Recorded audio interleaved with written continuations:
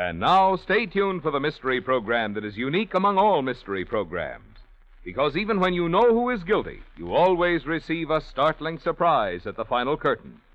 In the Signal Oil program, The Whistler.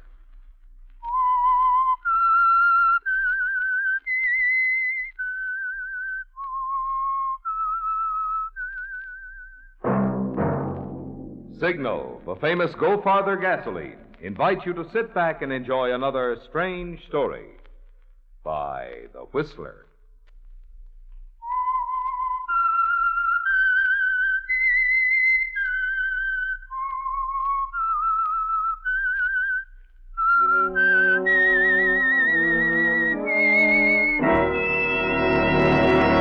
I am the Whistler, and I know many things, for I walk by night. I know many strange tales hidden in the hearts of men and women who have stepped into the shadows. Yes, I know the nameless terrors of which they dare not speak. And now for the Signal Oil Company, The Whistler's strange story, A Matter of Patience.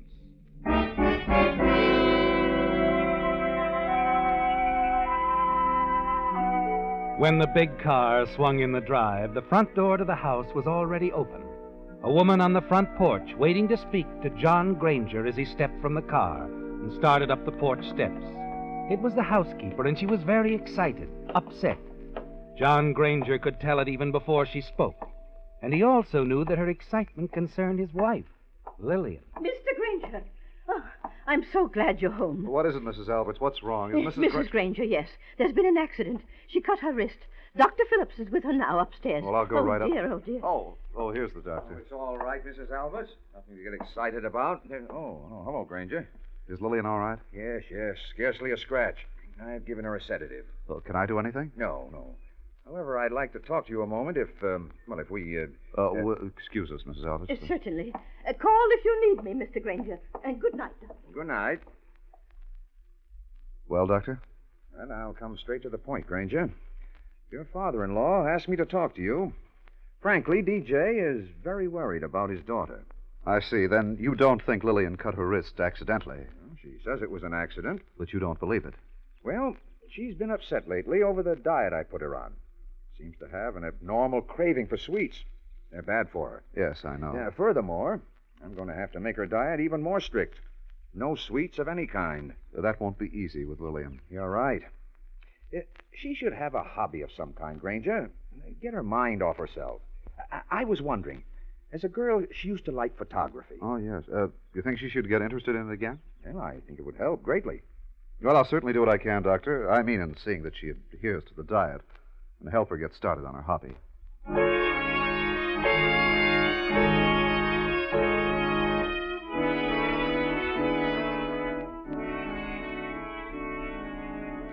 But you know all about Lillian, don't you, John? You're certain it was an accident, the way she cut her wrist.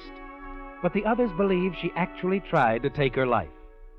In these past years, there have been times when you've wished she would, haven't you? You felt that she's nagged, held you down. And you've had a far different marriage than the one you planned. Particularly since learning that your wife, Lillian, had no money in her own name. That her father holds everything in a tight rein. The partnership in Dawson and Company, which you expected but haven't received. But somehow now you believe you can remedy the situation. And that's why you're not at all alarmed the next morning when your father-in-law calls you into his office. I've just talked to Dr. Phillips on the phone, John. Yes, DJ? Yes, and I've been talking to a few other people, too. Just how long has Eloise Tracy been your secretary? Oh, a couple of months, I'd say. Mm-hmm. And in the last 2 months, you've scarcely spent one evening at home. Well, I've had a lot of overtime work to do. Where? In nightclubs? You and Eloise have been seen in every club on the Sunset Strip. Just dropping in for a bite to eat after work.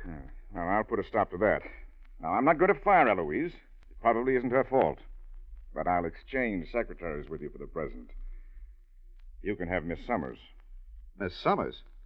Well, she's been your private secretary for years. You couldn't get along without her. Perhaps not.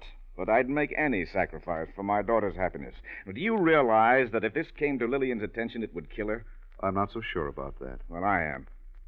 Lillian is a sensitive girl. That's a matter of opinion, DJ. Oh, she loves you devotedly. You're her whole life.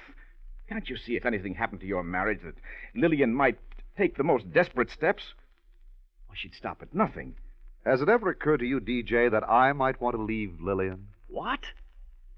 I won't stand for it, you hear? I won't stand for Oh, it. now take it easy, DJ. Maybe we can come to terms. What do you mean, terms? I mean, make me a partner in the firm. And I'll agree to stay with Lillian. Anything you say. A partner? Why, this is practically blackmail. Yes. Isn't it? I see. So our cards are on the table. All right. You will be a partner in the firm. However, the stock that I transfer will be placed in Lillian's name. A deal, John? A hard bargain, DJ. But a deal. Yes.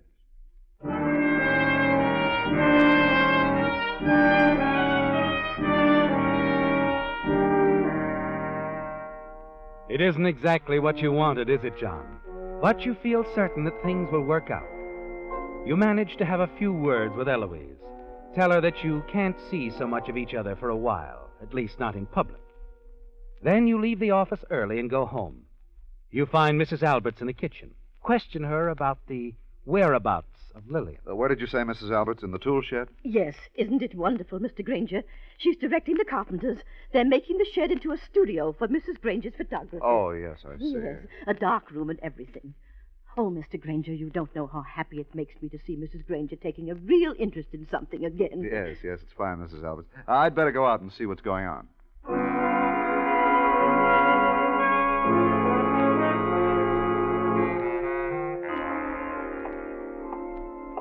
That's all we can do today, Mrs. Granger. Hello, Lillian. Men just finishing up, I see. Yes, they've been working so hard all day. They've really earned a rest. Night, Mrs. Granger. Good night, Fred. They're so nice. Oh, Father called me. Just think of you becoming a partner in Father's firm. Well, your father's a very fine man, Lillian. He's very good to us. But you are actually the partner. It doesn't matter. As long as we're married, everything's for both of us, John. Yes. I've always felt that you and Father didn't like each other too much. Well, of course we do. How can we help it? When we both have your best interests at heart. I wish I could really believe that.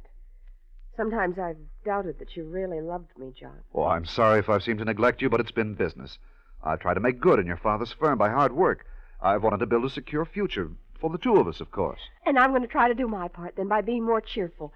I'm not going to let anything worry or depress me, and I'm going to work hard on my photography, and I'm going to diet very strictly. Oh, never mind that part.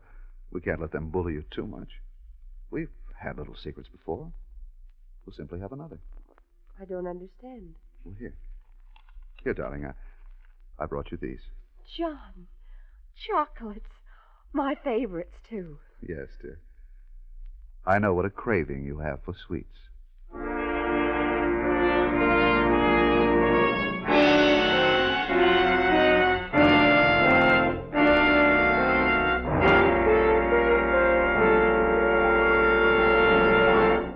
Tonight, I'd like to have a little chat, especially with you motorists who buy most any brand of gasoline that happens to be convenient because you think gasoline is gasoline.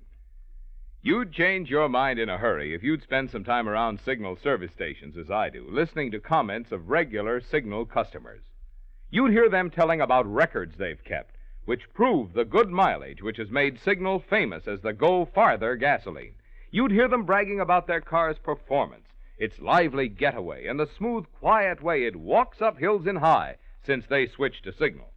What's more, there are now so many drivers like this who won't be satisfied with anything less than Signal. This summer has been by far the biggest summer in the entire history of Signal Oil Company. Well, friends, when a gasoline is increasing so in popularity, it seems to me you just naturally want to find out what it is about that gasoline which makes motorists prefer it. There's no better time to find out than with your very next tank full of gasoline. No better place to get it than at the very next Signal station you see.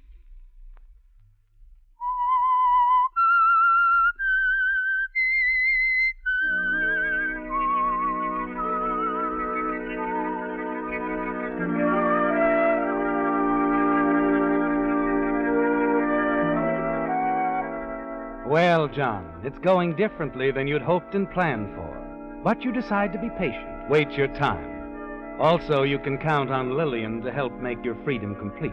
Her desire for sweets is something that you can quietly take advantage of. Your little secret. You continue to see Eloise Tracy, another secret, and something else over which you must exercise patience. But you manage to play your part well for Lillian's father.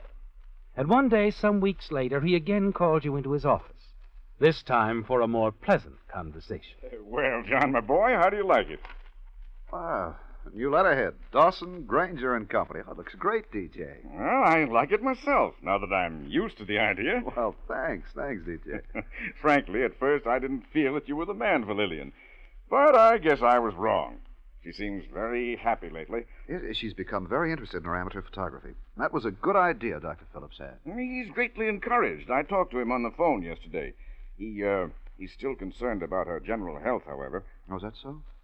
I think she's been sticking pretty close to the diet he gave her. Yeah, as long as she's happy, that's all that matters. You're so right, DJ. Well, I wanted you to be the first to see the new stationery. Now I'll have Miss Hanson see that every department receives a supply. Miss Hanson? Yes, my new secretary. She started to work this morning. But where's Eloise Tracy? Eloise? She's gone. Has another job. I got it for her myself. You did? Yes. You know, Eloise Tracy is too attractive to work in a business office. But I didn't want to fire her until I'd lined her up somewhere else. Oh, that was decent of you, TJ. I placed her with one of our biggest accounts. Ramirez, the coffee king. Ramirez? But he's located in Brazil. Yes, he wants an American secretary to take back with him. It's just the job for Eloise, don't you think? Give her a chance to travel and all that. Yeah, just the job.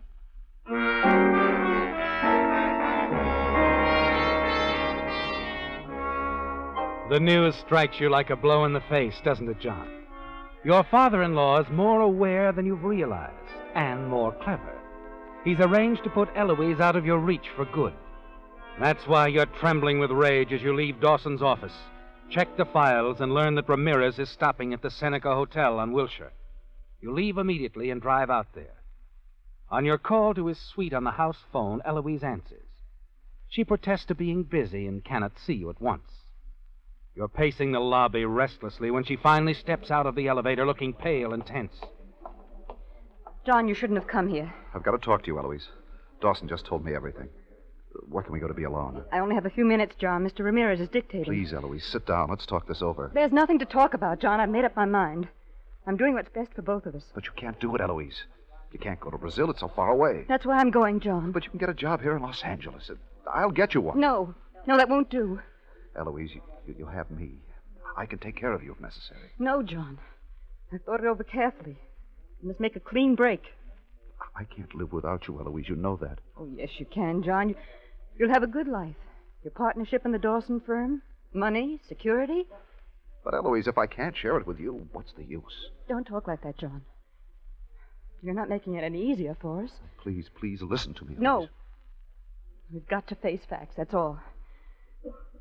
And I have to consider my own future.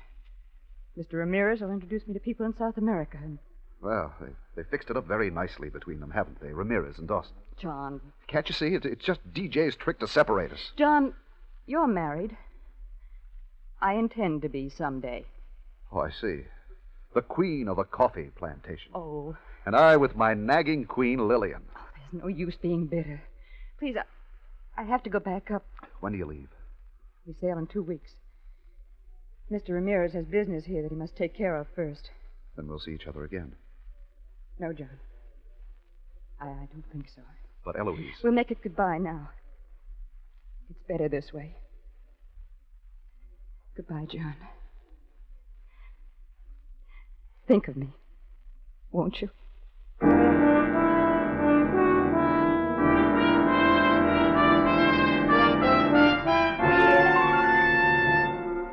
You're too upset to go back to the office, aren't you, John? You can't let DJ see you this way. And so you call the office, then drive on out to your home in the valley. On the way, you try to think things out. One thing is certain, you must not lose Eloise. She loves you, you know that. And by the time you reach the house, You've decided to talk to Lillian about a divorce.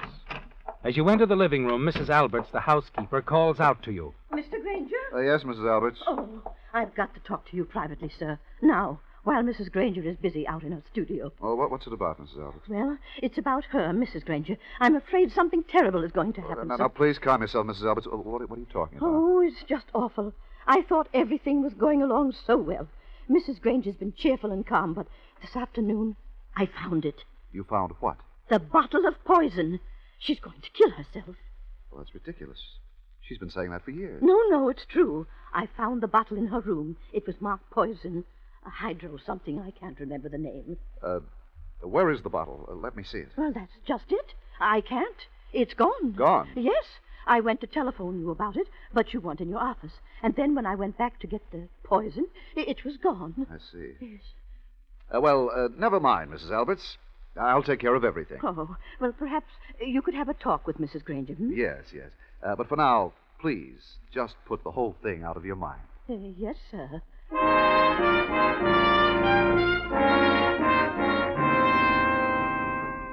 This changes your plans, doesn't it, John? And suddenly you decide not to mention divorce to Lillian, not for the present. Because you might work things out another way. But you have made another decision. And later that night, after Lillian has gone to bed, you again talk to the old housekeeper. A vacation, Mr. Granger. Oh, well, I hadn't thought of such a thing. Do you think it would be wise for me to leave Mrs. Granger just now? Well, I'm going to take some time off from the office so I can be with her more, Mrs. Alberts. Oh, now she'd like that, I'm sure. Yes, I'm going to spend the next couple of weeks showing her a good time. We'll go on some little trips together, and she can take some film with that new 16-millimeter camera. But what about the housework? Oh, we'll manage. Lillian likes to cook, you know. Oh, yes, she does. She always insists on making your desserts. No, they're darn good desserts, too. Yes, she has a secret recipe. Still, sir, I don't like to take a vacation just Oh, now. now, it's all settled, Mrs. Alberts. Do you good. Well, I would like to visit my sister in Ohio. Yes, I haven't seen her for years, Well, see her by all means. The trip will be a present from us. Oh, thank you. Thank you, Mr. Granger. I'll give you my address, and if you need me, you just call. I'll come right back home.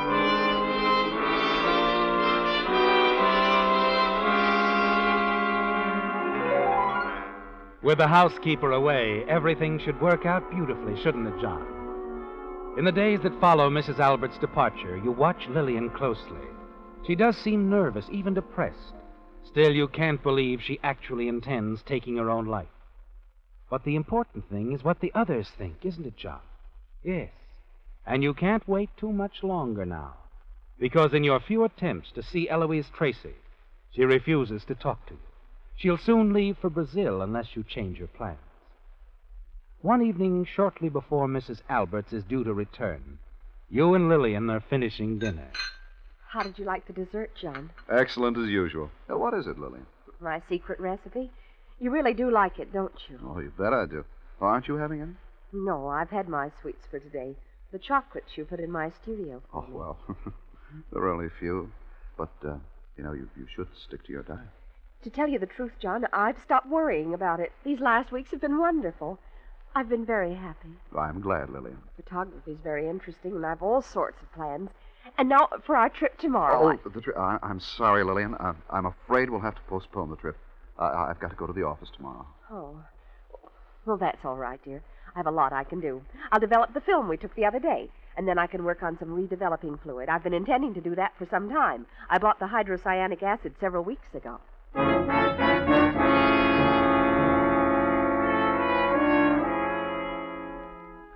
You were right, weren't you, John? Lillian had no intention of taking her life, none at all.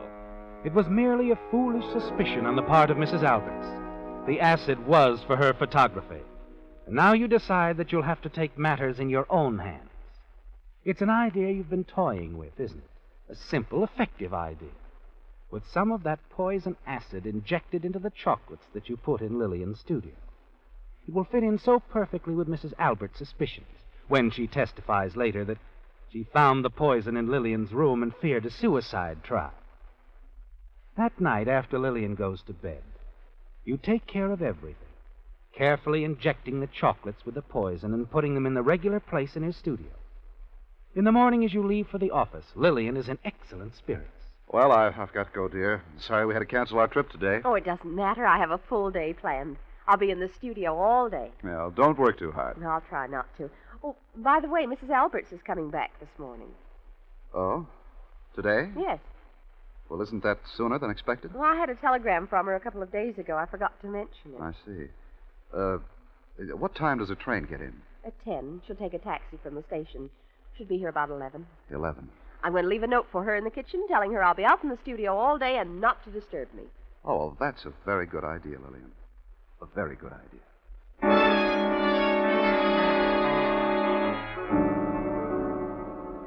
The morning passes slowly at the office, doesn't it, John? You try to keep your mind on business, but it's out of the question as you wonder what's happening at home. Wonder if Mrs. Alberts arrived, if she saw Lillian's note. You toy with the papers on your desk, dictate a few uninspired letters. Finally, it's 12 o'clock, then 12:30, then 1. You decide to go out to lunch, but can scarcely eat. Then, as you return to the office, you meet your father-in-law in the reception room. Ramirez called while you were out, John. Seems he wants to reword one of the clauses in our contract. Probably just a detail. Ramirez. Oh, yes, he sails tomorrow, doesn't he? Yes, in the morning. You better drive out to the Seneca Hotel right away. Right away. If it's anything important, give me a ring.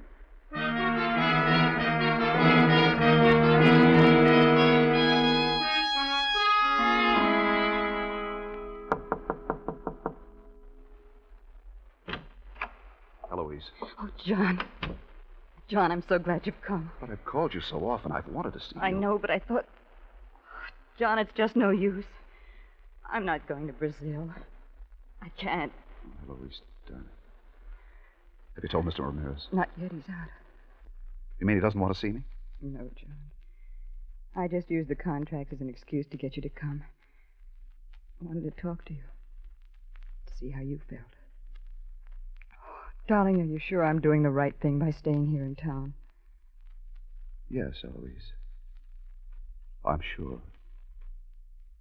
Surer than I've ever been.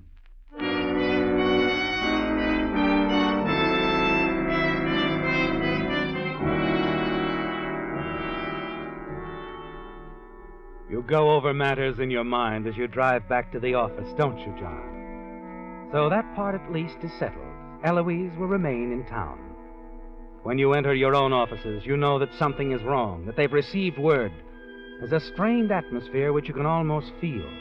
And the voice of the receptionist borders on hysteria as she tells you that Mr. Dawson wants to see you at once. John, my boy, John. Well, DJ, what's the matter? I tried to reach you at the Seneca and you'd left. Well, what is it? What's happened? It's Lillian, John. Lillian? She's dead.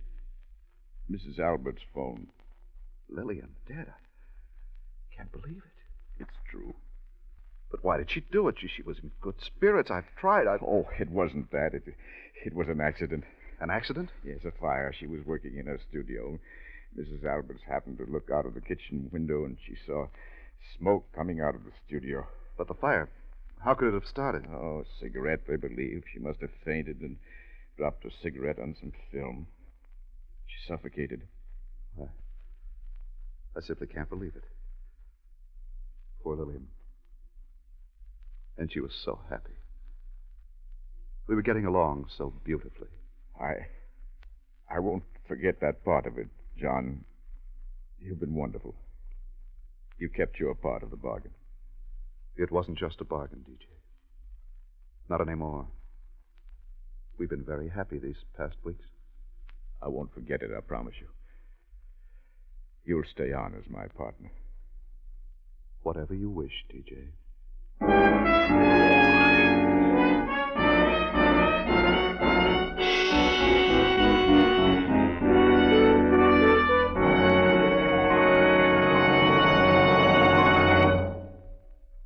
Reduces engine wear 50%. It's today's biggest news in motor oil. Reduces engine wear 50%. It's today's best news for motorists. Yes, new Signal Premium, the amazing new heavy-duty type motor oil that reduces engine wear due to lubrication 50%, can mean wonderful things to you in both savings and performance. Reducing engine wear 50% means your car can now run twice as many miles before needing an overhaul due to engine wear. So, new Signal Premium saves you on upkeep. Reducing engine wear 50% means that your car will keep its like-new pep and power twice as long. So, new Signal Premium increases driving pleasure. Yet this superior quality lubricant that gives you all these extra benefits is yours at no increase in price at Signal service stations. So remember where to get your next oil change, at a Signal station. Remember the oil to change to: new Signal Premium, the heavy-duty type motor oil that reduces engine wear due to lubrication 50%.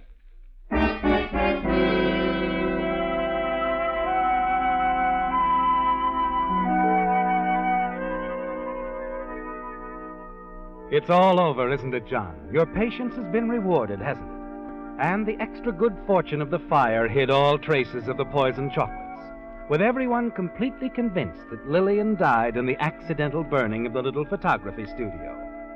You're certain that it happened another way, aren't you?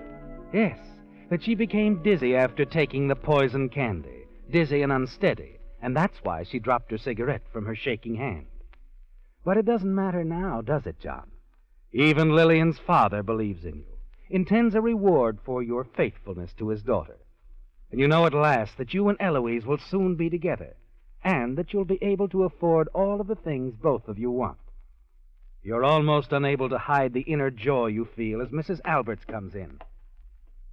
Shall I take the train, Mr. Granger? Why, you've scarcely eaten anything. I know, Mrs. Alberts. I'm sorry. Oh, but you must keep up your strength, sir. Well, yes, I suppose so. Yes. Anyway, you did eat most of your dessert. That would have pleased Mrs. Granger. Yes, perhaps it would. She always enjoyed seeing you eat her secret recipe. Probably because she couldn't eat any sweets herself. Mm-hmm. I often felt guilty about it. I can just see her now, melting that candy. Melting candy? What candy? Why, the chocolates you put in her studio for her. She never touched a bite of them, sir. What? Well, she didn't want to hurt your feelings. She always melted your chocolates down and made them into your dessert. My dessert? Yes. Another of her secret recipes, poor dear. Why, one of the last things she did this very afternoon was to bring in the candy and make that dessert you just finished eating.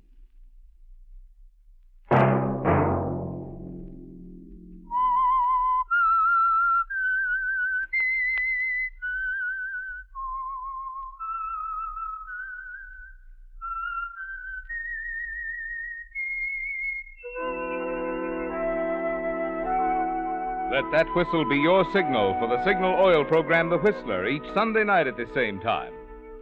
Signal Oil Company has asked me to remind you, now that school days are here again, it's even more important to drive at sensible speeds, be courteous, and obey traffic regulations.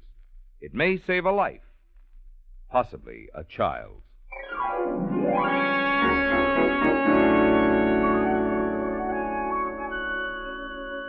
Featured in tonight's story were Bill Foreman as the Whistler, Hy Averback, Gene Cagney, Monty Margetts, Martha Wentworth, Ted Von Eltz, and Hal Dawson. The Whistler was produced and directed by George W. Allen, with story by George Adrian and Carol Nix, music by Wilbur Hatch, and was transmitted to our troops overseas by the Armed Forces Radio Service. The Whistler is entirely fictional, and all characters portrayed on The Whistler are also fictional. Any similarity of names or resemblance to persons living or dead is purely coincidental. Remember to tune in at this same time next Sunday when the Signal Oil Company will bring you another strange story by The Whistler. Marvin Miller speaking for the Signal Oil Company. Stay tuned now for the Horace Heidt Show, which follows immediately over most of these stations. This is the CBS Radio Network.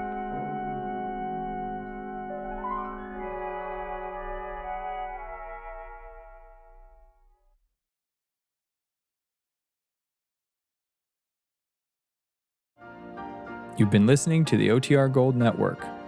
Find more classic radio at otrgold.com.